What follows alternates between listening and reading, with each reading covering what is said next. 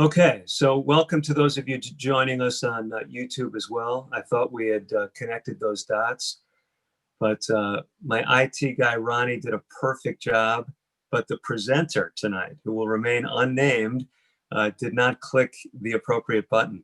So glad to have you guys with us on YouTube as well. So we're basically talking about what we're getting ready to do, and that is this new product that we've got coming out. It's called the Methuselah Factor. You can see the fine print. 30 daily videos to enhance your diet and lifestyle program. This is a video product that will be for sale shortly, but you're getting to see them free as we roll them out in conjunction with this series. And then also some of the segments are coming out apart from what we're showing on Tuesday nights. So that's the reason to subscribe to the Compass Health Consulting YouTube channel. Okay, having shared that with all of you, what we're going to do next is we're actually going to go ahead and I'm going to show you a review video first of all. So I'm going to stop sharing the current screen and we're going to bring up this video for you. Give me a second here. This video is what was designed to be the opening video in this new product. It's short. It just gives you an overview of what we're doing with the series. Some of you have heard this already, but you'll actually see a new video. You're the first ones actually viewing this. So first public audience viewing it. So we're going to go with that first and see if we can get that cooperating with us. Okay, it looks like we're good to go. Now I just need to make sure we configure this properly so I can show it to you. Okay, I'm going to share that screen with you right now. Here we go. I have to make sure you get my sound as well. And then I have to make sure that I mute myself here to try to make sure you don't get any feedback, okay? So we're going to try this out for you.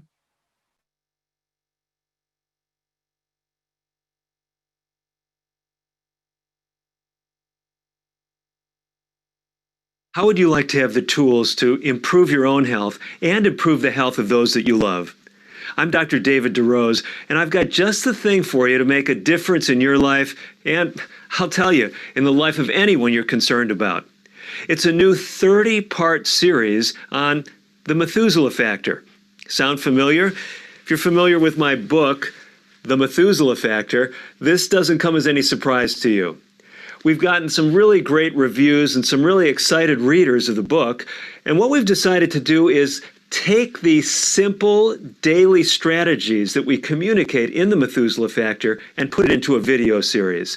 That's what this project is all about.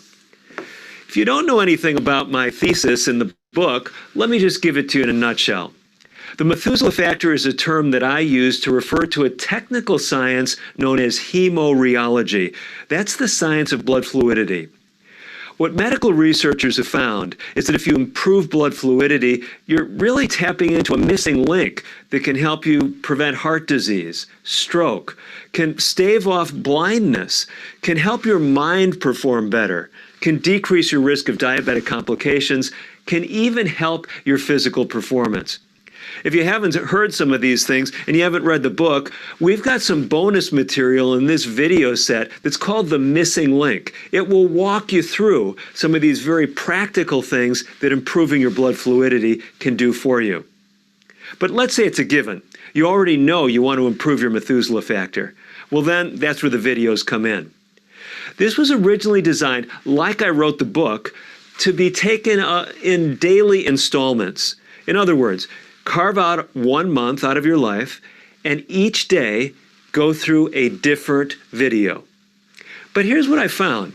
Some people love that approach. They want to take a month where they're going to really focus on their lifestyle. And they're going to watch these videos, one a day for those 30 days. Each day putting a new lifestyle practice into effect in their own life. But others say, you know what, I'd like to go through it at a little slower pace. That's the great thing about the videos. You can watch one a week. You could share them in your place of work. Maybe a group of you will watch one video a week and make those changes for that week and stick with them over the course of 30 weeks. What? 6, 7 months, give or take. Other people say, well, maybe I'll watch a couple a week. Maybe I'll share them in my place of worship. Maybe we'll watch 2 a week. It doesn't matter how you do it.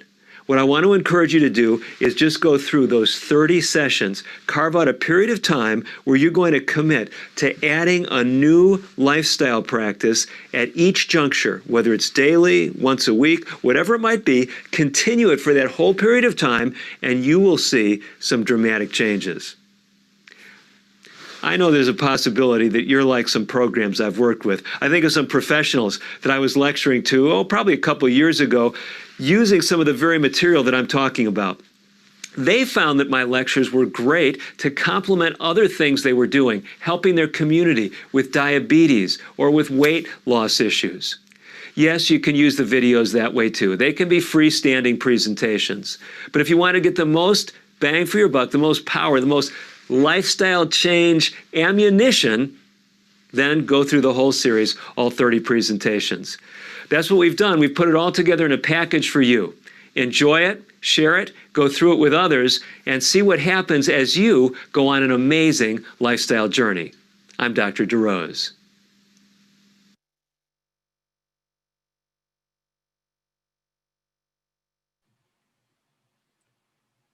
Okay, so that was designed to bring you guys up to speed. That was designed to bring you up to speed without getting too much reverberation. And so you understand what we're doing. We're rolling out 2 of those videos each week, roughly, 1 during the evening meeting. And that was just kind of giving you a little bit of overview of the philosophy behind the series. So I think some of you had heard that before, but thought that would be helpful to you. So with that background, tonight we are going to show you another one of the installments in the practical steps. So these 30 videos that we're rolling out, that was the overview for them. You saw an introductory piece last week, and some of you watched video number 1, which was Be Bold. That's now available either watching this video from last week, or I've also just put up onto my YouTube channel day number 1. Now we're going to see day number 2. Again, we're kind of spreading this out over the course of the summer, probably a little bit into the fall, rolling out a couple of these a week. But I want to show you the second lesson. And what my challenge is for all of you coming to these weekly meetings is don't just listen to these things, say, what am I going to do differently based on this? This is going to encourage each of you to be making some measurements, paying attention to some things over the course of our time as we're together. We're going to roll this, this video now for you as well. So a second video that we're going to go to here. And I'm learning how to do this without too much artifact. So I'm getting some good feedback from my team here. So what we're going to do right now is let me make sure we've got this other video queued up for you. This is day number 2 of the series. And we'll be showing you that momentarily. In order to do it, I've got to share my screen with you. And then we've got to play around with the volume here just briefly. Okay. Let's see here. Trying to make sure this is not hiding from me, which it is. We're learning about some of the idiosyncrasies of this whole project. And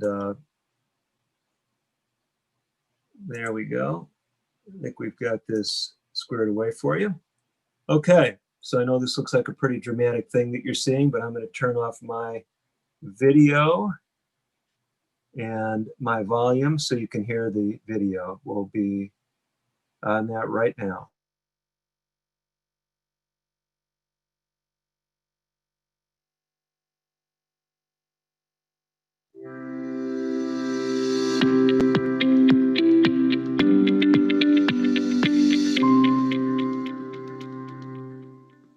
Welcome to the Methuselah Factor, 30 Days to Better Health. I'm Dr. David DeRose. Today we're on day 2 of our 30-day journey, And I want to encourage you to really apply what we talked about yesterday, namely being bold.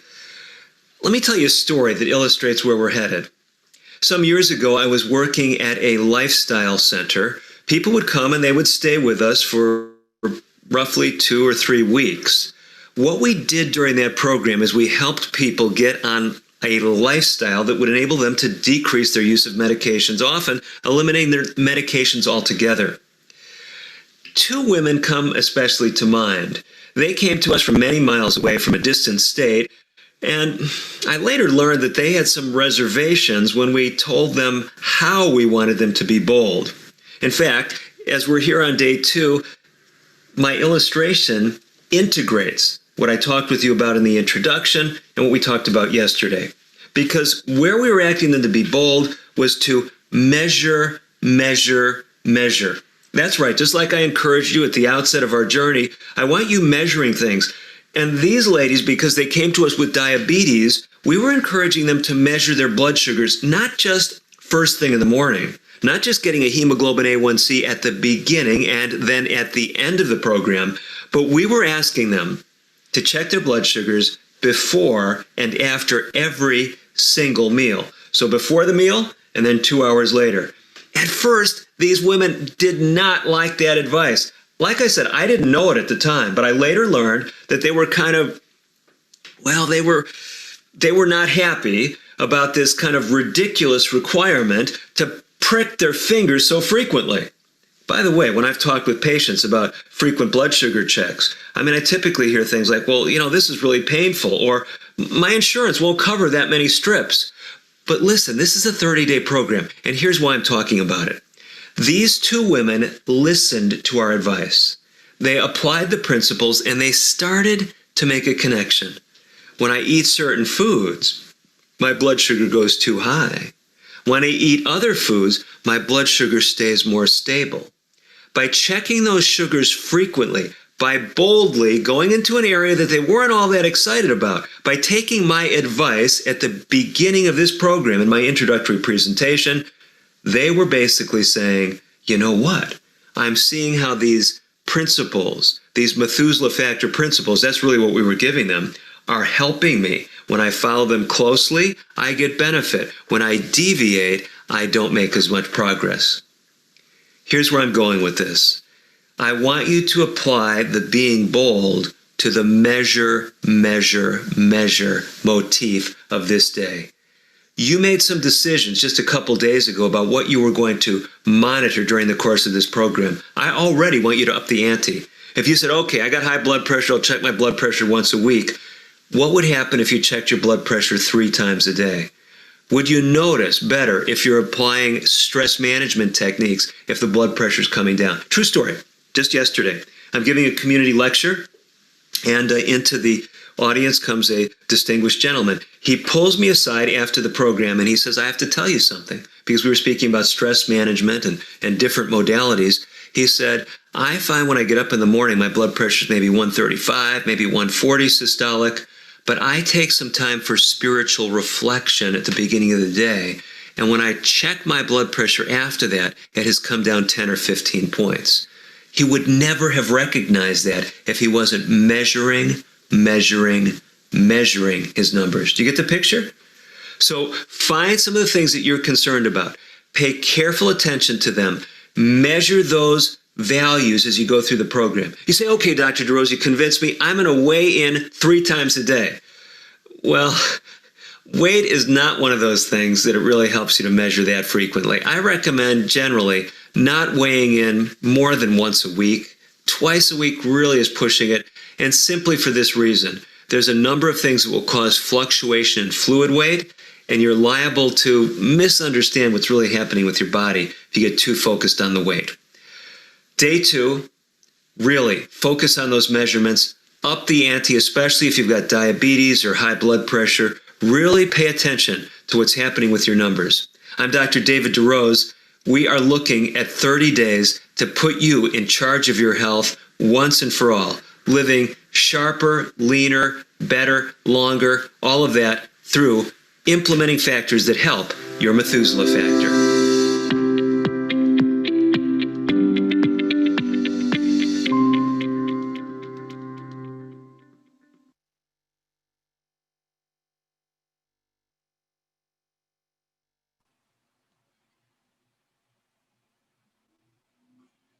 Okay, so that gives you some insight into the second day of the series. In fact, that is the program for the second day.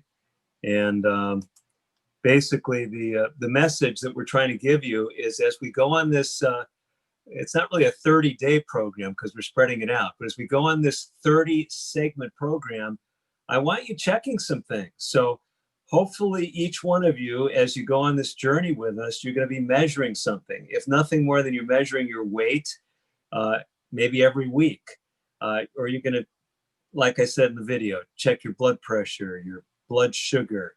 Maybe if you have cholesterol problems, you'll try to get with your doctor, call the office, even if it's hard to get an appointment these days, and see if you can go into a lab. Have your cholesterol checked now and then recheck it after we finish this series. So what we're going to do over the course of the next several months is we're going to be rolling out these videos, and each one is going to have a specific challenge. These first two were kind of general. We want you to be bold, thinking about the big picture.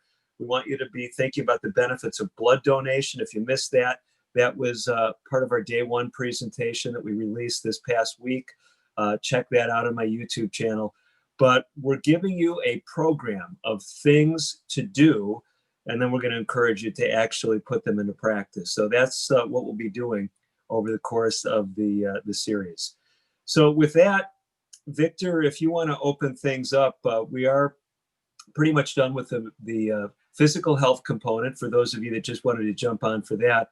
But I wanted to take just a few minutes. If you have any quick questions, comments about what's been happening so far. So we will have more time for interaction actually at 8 o'clock. So this is being recorded. It's going on YouTube. It's going on Facebook. And sorry for some of you that tried to get on Facebook last week, but hopefully we've got that glitch worked out, and we'll be able to have this on Facebook as well as YouTube and Zoom if you want to interact. So Victor, does it look like there's any who are wanting to interact? I'm counting on you kind of monitoring folks. There's a way to raise your hand or otherwise express interest. And I know some of you may want to interact when we're off the recording. That's fine too. That will come at actually at 8 o'clock. Okay, so with that background, we are going to segue to the second part of our presentation. So first, roughly 20 minutes, we speak about physical health things. We're rolling out these new videos, and I'm trying to put them out on YouTube as well. Some of these videos may only be in these presentations, but we're trying to make them accessible to all of you, and maybe your friends, who want to go through the series.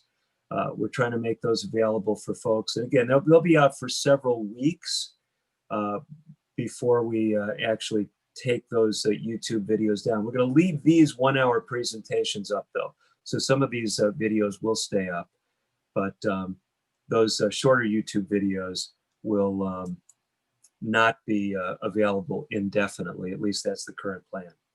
Okay, so we're going to move now to the spiritual health component. And that means I will be sharing my screen again with you. So we're doing that. And I'm just navigating to where we need to be. And then I'm going to share my screen with you. See if we can do that. Okay.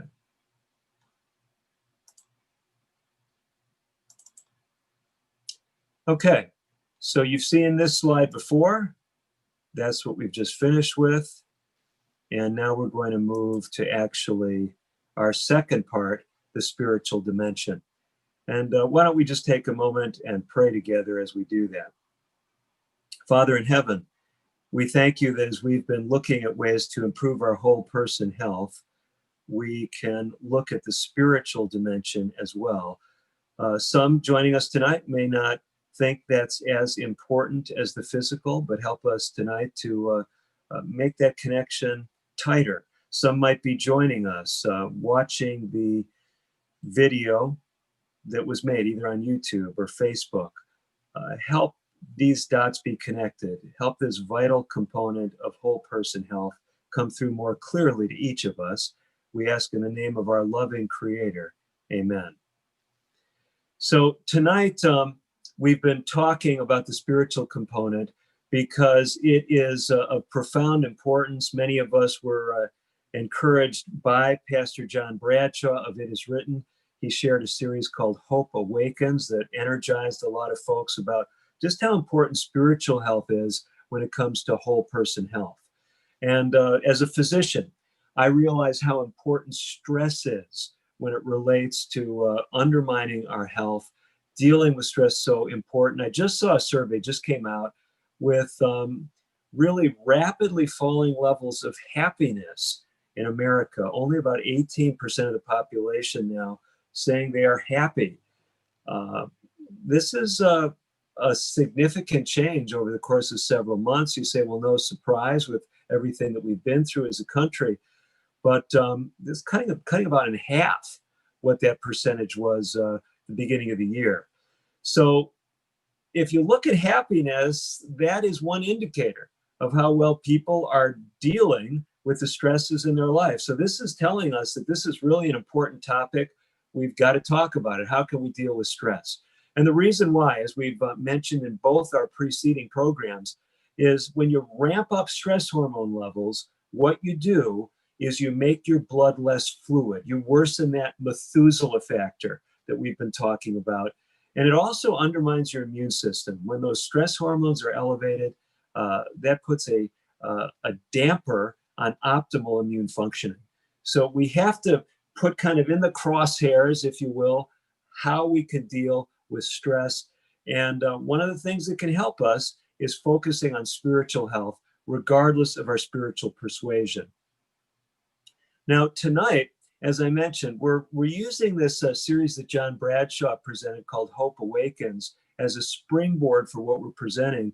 And what I'm going to talk about tonight and next week is based on parts 3 and 4 of his series. And I'm taking this often in some different directions. It's not like I'm just rehashing what Pastor Bradshaw shared, but I'm trying to help us see how this stuff is really important for whole person health.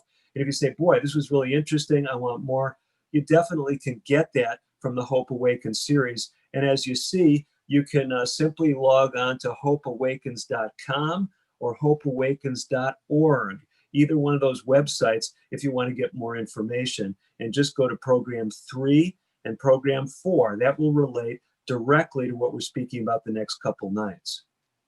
So here's what we're trying to tackle tonight, and we'll continue that this next week because it's so important, and I believe it's really profound and can help us as we deal with stress in life. And especially for those of you that have friends, have loved ones that really aren't putting much attention on their spiritual health. This is critical. So the question we're trying to answer is, why is there so much suffering in the world? Why is there so much pain? And whether you look at these illustrations that we've got on the screen, whether we're talking about the coronavirus that jumped into worldwide attention from Wuhan, China, or whether you talk about a state that my family called home for about a decade, Oklahoma, which was the site of that tragic bombing, or whether you take something as an individual, as a child suffering from cancer.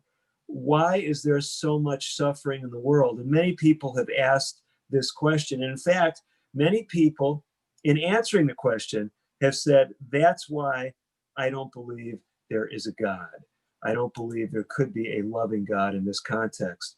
And now I've told you a bit about my background. I was an agnostic as a young man, and I thought the Bible was basically a collection of fairy tales, maybe some good moral lessons thrown in there, but it was nothing that was particularly life-changing for me.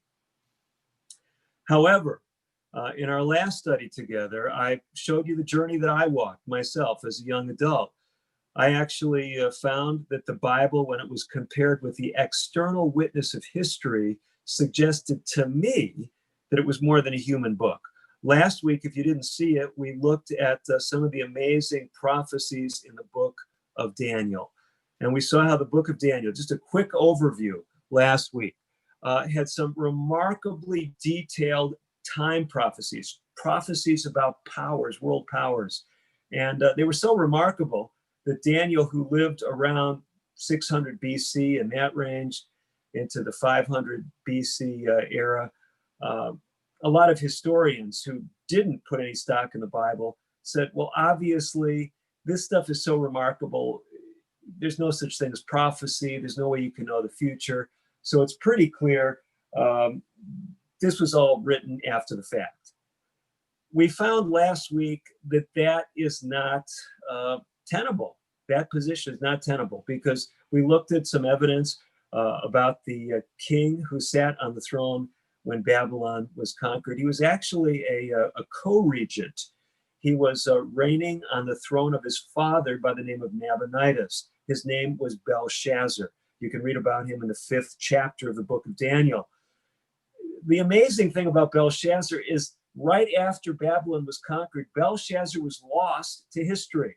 Nobody knows about Belshazzar. Herodotus, the great Greek historian, didn't know about him. Josephus, the Jewish historian. They made mention of these eras, but nobody knew about Belshazzar. When archaeological evidence in the 1800s and subsequently uncovered things in that area that we call the Fertile Crescent, where Babylon was, the area of the Tigris and Euphrates rivers, modern Iraq and Iran. Remarkable. Belshazzar was the king sitting on the throne. And the only one who would have known that would be someone who was living around the time that Daniel claimed to have lived. So we saw last week how this really helps to establish the historicity of the book of Daniel. And the empires that Daniel mentioned prophetically would succeed the empire of Babylon happened just like you were writing a history book in advance. We looked at an amazing prophetic passage in the book of Isaiah saying that God was basically challenging people. If you want to know that I'm the real God, just look at what I say will happen in the future and test it out. I'm paraphrasing from Isaiah 46. So we saw last week the succession of world powers from Babylon to Medo-Persia, and then to Greece, and then finally to Rome and the divided kingdoms that would follow Rome. So basically, this scenario is I find just fascinating and gives me confidence even to this day that the Bible really actually is a reliable book. And so that's what we presented last week. But you say, well, wait a minute. Does that actually answer questions, or does it raise more questions than it answers? Because if you think about it, our first presentation, what we called our introductory presentation in this series, we saw how the Bible calls the times in which we're living in, at least the last couple of centuries, it calls it the time of the end, the closing centuries on this planet. We saw that the Bible in that context prophesied things like pestilence, disease, wars, famines. And why I'm saying this poses some interesting questions is the question that it really begs to many people is, well, if God anticipated all these problems and he prophesied them in advance, and if he really knows the end from the beginning, like we saw in the last lesson, well, then why does he allow all this stuff? Maybe you've heard this common argument that is given by many an agnostic, many an atheist. And that is, how could such a loving God allow all this? Well, in order to answer the question, I think we've got to do something that most of the critics, I don't feel they do. They don't actually step into the biblical worldview. That, well, you say, well, why should they? They don't think the Bible has anything worthwhile to tell us. But I think it does. And let's step into the biblical worldview and ask some questions. So first of all, if there really is a God, would we expect him to have lesser or greater intellectual capabilities than humans? You say, oh, this is a really dumb question. But it's fundamental to a lot of the arguments that are raised against the existence of God. So here's the corollary. Is it possible then that from God's divine perspective, things that look wrong, things that look inconsiderate, things that look unloving to us may actually be just the opposite. You say, well, I don't know about that. Well, here's something that God says, again, from the book of Isaiah. He says this, he says, my thoughts are not your thoughts, nor are your ways my ways, says the Lord. For as the heavens are higher than the earth, so are my ways higher than your ways, and my thoughts than your thoughts. Interesting, isn't it? You say, okay, well, if there was a God, sure, we'd expect him to be smarter than humans. After all, the Bible claims that he created us. And again, a lot of these presentations, I'm sharing material that speaks to people like I was back as a young adult. Some of you say, DeRose, you no longer qualify for that any longer. Well, granted, okay, but my point is there's a lot of people out there that are struggling with these same issues. And even though none of you tonight tuning in may be in that camp, some of you may be, these resources are things you can share. We're recording them. You can let people jump on and watch these videos without anyone knowing that they're watching, okay? People don't want to be on Zoom. They don't want to interact. That's fine. But we're putting this material out there. We're videoing it. We're archiving it so people can go to the Compass Health Consulting YouTube channel and they can watch this video. People can watch it on Facebook. So let me now speak from my standpoint as a physician. And we're looking at this question about whether someone with greater wisdom, greater insight, greater foresight might do something totally different than we would think is in our best interest. And so I'm asking this question as a physician. I'm asking you, those of you, some of you might be health professionals, but we're all patients if we get sick, right? If we need medical care. I want you to ask yourself, what do you want in a physician? So here's the scenario. You're having terrible abdominal pain. It's not remitting. And this is serious. This is nothing like you've had before. So you go to the hospital, you go to the emergency room, and a wise emergency room doctor gives you some very effective pain medication. You get it there in the emergency room and the pain goes away totally. You leave happy. I mean, you had this terrible pain. I mean, this is remarkable. And the doctor says, you know what? I've got it all taken care of. I've taken care of your pain, no more problem. You don't need to see me. Again, you don't need to see any doctors unless you have other problems. Just keep taking the medicine. You're good to go. But there's another scenario that you could have run up against. You go into the emergency room and you see a different physician. Same scenario, okay? You've got this terrible abdominal pain. This time, the physician says, no pain medicine, none. I want to admit you to the hospital. And on top of that, if you knew that the pain could be addressed with a simple pill, what would you prefer? I mean, how many of you are starting to think this is not a really nice doctor, okay? This guy's cruel. He's trying to punish you. He's maybe trying to make money for the health care industry. He's trying to drum up income for the hospital. Well, perhaps, you say. Okay, well, where do we go from there? Let's look at what actually happens in this scenario. In scenario one, you go home happy and you stay that way for many months. Okay, how many of you like that scenario number one? You stayed out of the hospital, you're not seeing a bunch of doctors, you're not paying money, you're happy, your pain taken care of. What more could you ask for? In the second scenario, you end up going to the hospital for more tests. And then the doctor, presumably a different doctor, unless they called the surgeon into the emergency room, he wants to do surgery and inflict more pain and suffering on you. I mean, think about this. How many of you think this is ridiculous? Now you say, well, no, we don't think this is ridiculous because, some of you say, well, this could be a reasonable approach. Well, let's hang in there and follow the scenario out a little bit longer. In scenario 2, the surgeon removes an abdominal cancer and you live for many years. Interesting, huh? In scenario 1, after feeling good for many months, your health deteriorates and you die from metastatic cancer. What do you think about this?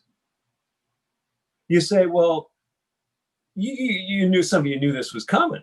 You said, well, but wait a minute. What sounded better? Now you say, well, I mean, we know that you could have something going on below the surface, and what seems like the kind thing to do, giving you pain medicine, making you happy, may not be the best for you. I mean, this is quite interesting to me. Are you finding this interesting?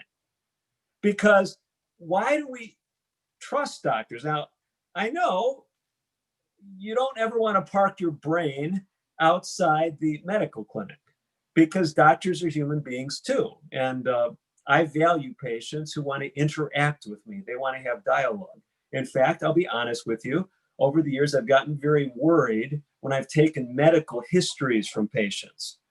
So give you a scenario. I'm talking with somebody and I'm meeting them for the first time, and I'm going through their medical history, and I'm talking with them about previous illnesses, previous surgeries they may have had. And I've had this happen multiple times.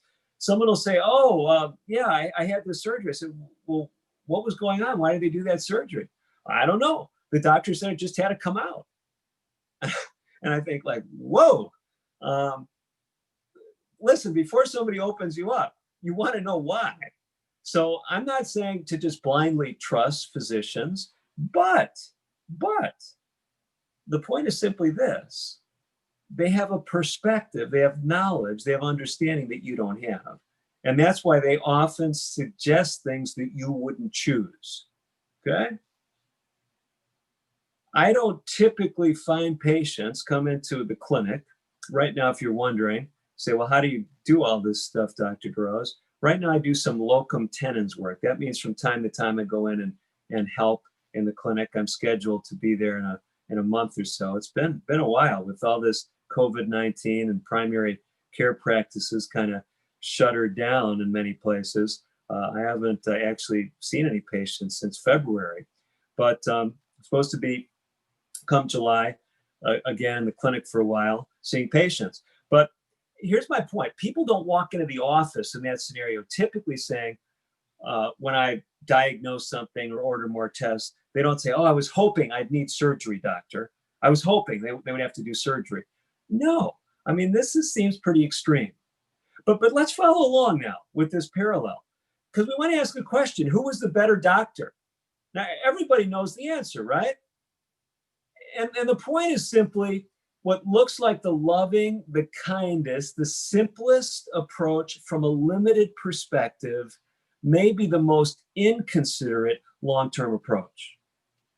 So if we're going to look at a biblical worldview when it comes to sin and suffering, we've got to look at the big picture now. What is that? You know, we speak about medical things. We say the big picture is human life, right? It's not just your symptoms, it's human life and what's going on. Well, what is it when it comes to spiritual health? What are we talking about there? From the biblical worldview, and whether a person agrees with it or not, I'm saying just look at the biblical worldview. Just look at it and see if it makes sense. Because I've already said, we've got some remarkable things. We've looked at this in our first 2 series. You know, the Bible speaking about things, giving time prophecies, bringing us down to our day in Earth's history. The Bible also has external evidence that tends to say, hey, this is not just an ordinary book. It's not just a storybook. It's not just a bunch of fables that somehow lined up with history and made up names of people that just happened to coincide with history only hundreds of years later when archaeological evidence really corroborates them. In other words, it is there is truth in the Bible that cannot be gainsaid, at least can't be gainsaid without neglecting the clear evidence. So from the biblical worldview, God's perspective is that of eternity. He says there's an eternity before us. And what happens in this life needs to be seen from that perspective. Now, I know a lot of people scoff at this, but my point is, if you want to give God a fair chance, I mean, look at the evidence in the Bible and then say, let's start asking these questions. If there really is this divine physician, to use the metaphor, who really has a broader perspective than we do, could he allow surgery, pain, suffering without treating it because there's a disease that is potentially fatal? The Bible talks about that, and it calls it something called sin. It says it's a fatal disease. The Bible says the wages of sin is death. This is the biblical worldview. So let's look at sin and suffering and pain from that perspective. Now, as we're looking at this, first, many atheists, as we've been talking, charge God with Earth's problems. And we really want to break this down, because you've heard these arguments, but people don't often take them to their logical conclusions. That's what we're doing in this series. And again, you say, well, I watched John Bradshaw's series. This isn't what he talked about in his third and fourth meetings. Well, he was talking about these themes, and we'll get to some of the points that he made that relate to this. But like I said, this material builds on that, interfaces with it. My job is not to rehash those excellent meetings that John Bradshaw gave you. And like I said, if you haven't seen them, go to hopeawakens.com if you want to engage more with this topic. But I'm giving you a bit of broader perspective from a doctor's perspective, okay? So first, many atheists charge God with Earth's problems. They say, if there's a God who's all loving and all powerful, he wouldn't allow all this pain and suffering on our planet. And some people say, well, that argument carries the day, because there is pain and suffering. So God either must not be all loving or he must not be all powerful. But hang in there. Hang in there. What does such an atheist who gives such an argument, what are they apparently expecting of a loving and all-powerful God? What are they expecting? They're basically saying they expect things like, well, if there was a loving, there'd be no poverty. You know, people wouldn't die of starvation. There wouldn't be famine, right? Isn't that what they're saying? They're saying there'd be no disease, right? You know, God would intervene in this. There'd be no wars for sure. And perhaps maybe there'd be no disrespect. Everyone would respect people equally. I mean, isn't that at the foundation of things like racism and conflict, whether it's internally or externally? And there'd be no isolation and loneliness. Isn't it all kind of implied? You know, God is supposed to fix all this stuff. Well, let's look at some case studies together. Now, some of you say, Deion Sanders. I've heard that name before. Now, this guy was a real famous athlete. I didn't follow his life story, but this last week, one of his kids was in the news and got me wondering about Deion Sanders. And so I was reading some about him and even watched a documentary about this guy. And so many of you know this name, and very famous what they call dual sport athlete. He played professional baseball and professional football. And actually, supposedly, and some of you, if you're sports aficionados, you can correct me if I've been misinformed on this, but he's supposedly the only athlete who's played in both the Super Bowl and in football and the World Series in baseball. Okay, he's in the Hall of Fame in football, so it's an amazing athlete, and his story is a remarkable one. I mean, this guy seemed not to have to deal with any of the bad things in life. I'm minimizing what everyone goes through, and we're sensitive to race issues today, and rightly so. I mean, black athlete, no doubt, grew up in the projects in Fort Myers, Florida. No question. I mean, he was the victim of racism. I can say that pretty much categorically. I mean, but when he's a star, I mean, this guy's recognized. He's a successful recording artist. I mean, he's making all the money that he probably wanted. I mean, had success, fame, fortune. Basically, if you want to take it to that degree, he had everything that the atheist would argue that God should do for everyone. Now, they would say, no way. I mean, this is over the top, and they'd start talking about the problems that this guy had. But my point is, he wasn't suffering physically. You say, well, hey, listen, I've played contact sports. I myself have. I used to play ice hockey. I know if you're playing football, you're going to get beat up, okay? But this guy was physically healthy enough to play professional athletics. Of course, it didn't mean he never had any pain. But I'm giving you an example of someone who wasn't suffering from poverty. He didn't have famine. He wasn't largely suffering from, the things that we would expect God to remove for everyone, in this idealized vision of what God is supposed to do. So how did Deion Sanders end up? Well, as his story played out, he ended up at the peak of everything, feeling like life was meaningless, and revving up his, I believe it was a Mercedes, and driving it over an embankment to kill himself. Miraculously, he survived. And God got his attention. Now, we don't have to look at a contemporary sports figure or a sports figure of yesteryear, depending on what your time frame is, because in the Bible, there is a very similar story. And it's the story of someone named Solomon. Yeah, you can read all about it in the book of Ecclesiastes. Ecclesiastes is the story of someone who had it all: riches, influence, fame, fortune, and dare we say it in this society today, sex, whatever they want. Same story.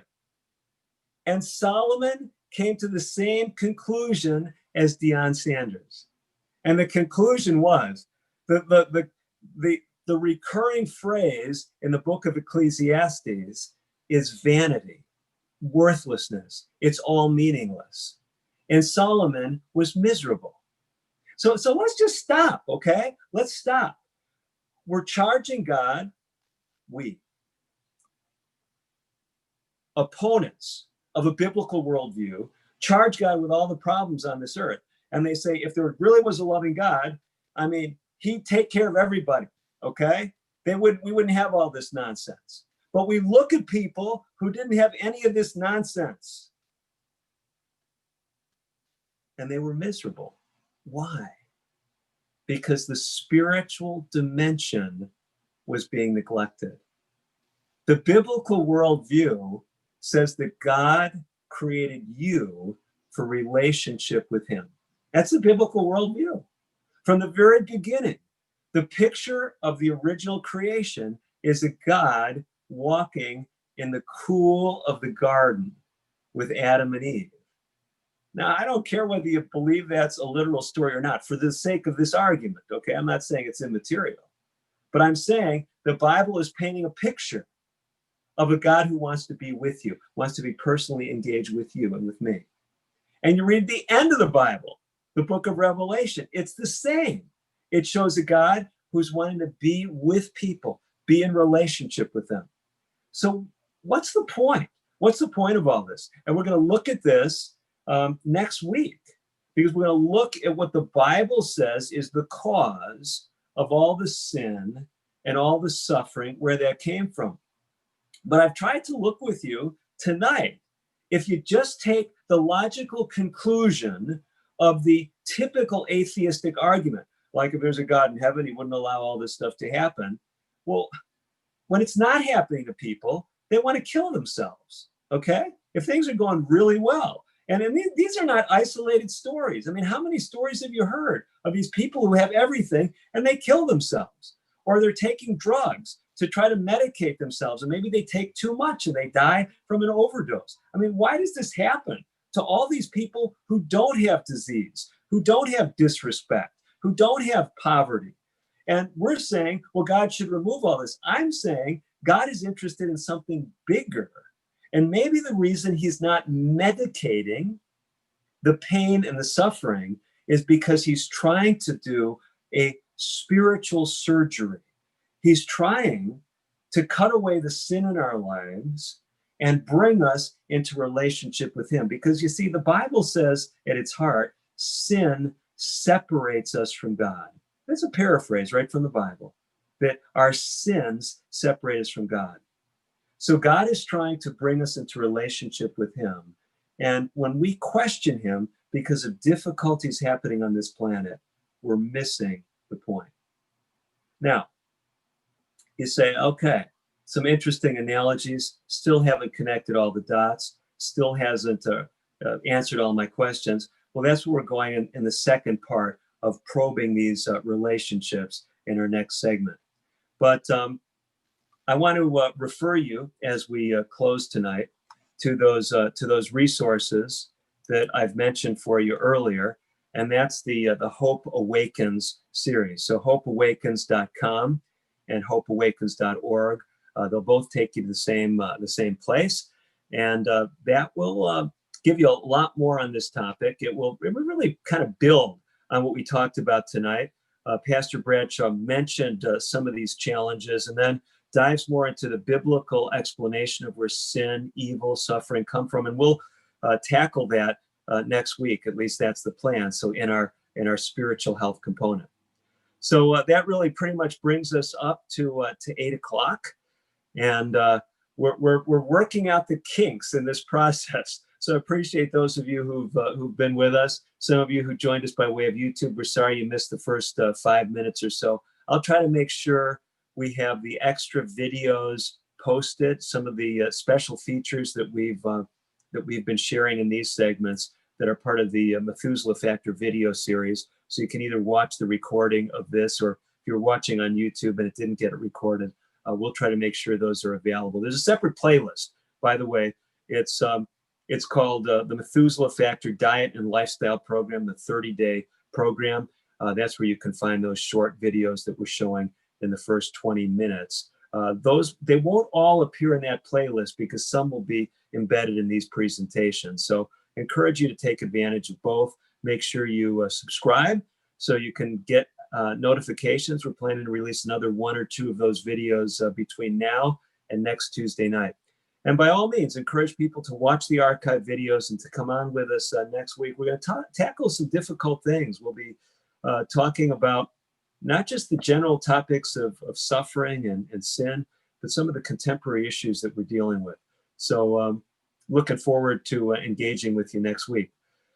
As we wind up, we will have a word of prayer, and then we're going to stop the recording. I'll have my friends help me do that, make sure that we're not going out via live stream on Facebook or YouTube. And for those of you that are on those platforms and want to ask questions, you'll need to come onto the Zoom platform. And the way to do that is go to my website, compasshealth.net. So you go compasshealth.net/2020journey. So the year and then the word journey, no space.